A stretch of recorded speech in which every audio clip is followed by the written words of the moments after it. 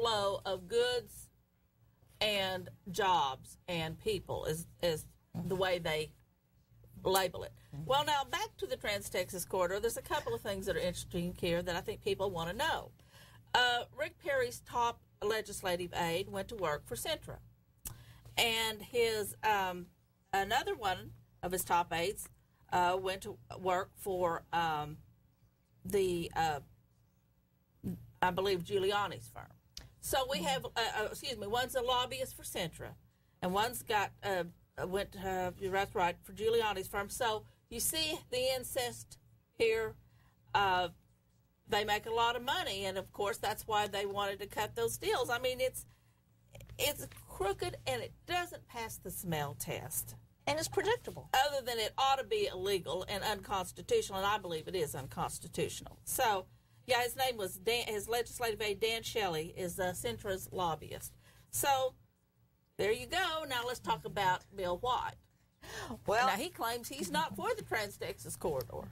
Well, I didn't see him lobbying or sending the lobbyists from the city of Houston to lobby against it when we were all there, night and day, screaming and hollering. Did you? No, and talk is cheap, but his actions speak louder than words.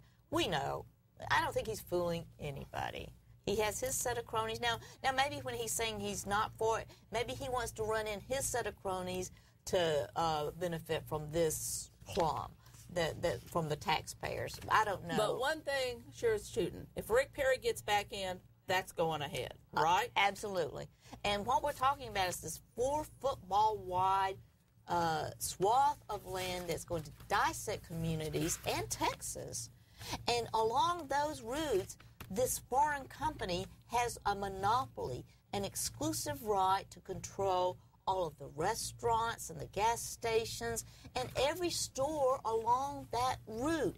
And the entrances and exits are very few. They want you to get on there and have to stay on there for a long time before you can exit off and then do business in between. Okay.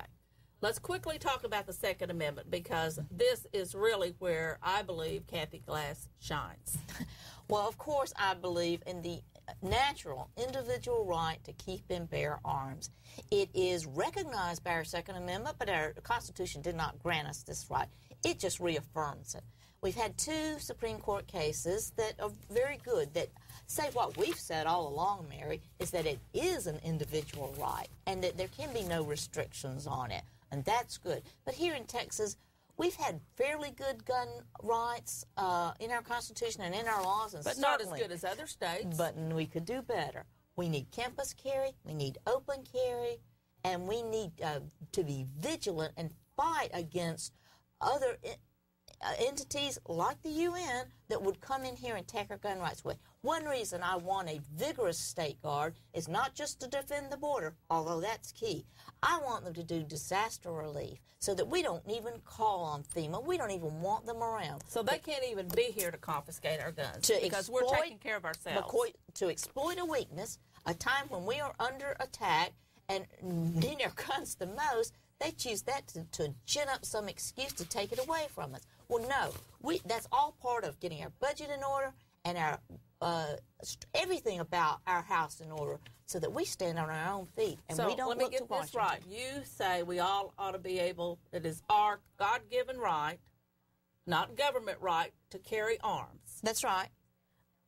As long as we're responsible and that this licensing shouldn't even exist. No, I got a concealed handgun license, and I just let it lapse because I thought, why do I need this?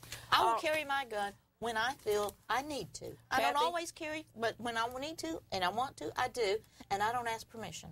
We're going to have to close, but I just want to say, Rick Perry and Bill White, is this correct? Correct me if I'm wrong. Do not support your stance on the Second Amendment. No, they don't. Okay. Listen, thank you for coming. You'll have to come back. We've just touched the surface. Folks, think what you're voting for, who you're voting for, the policies they represent, because it affects our lives. Well, until next week, I want to thank you. Come back. We'll have our guest running against Congresswoman Sheila Jackson Lee next week. Goodbye. God bless.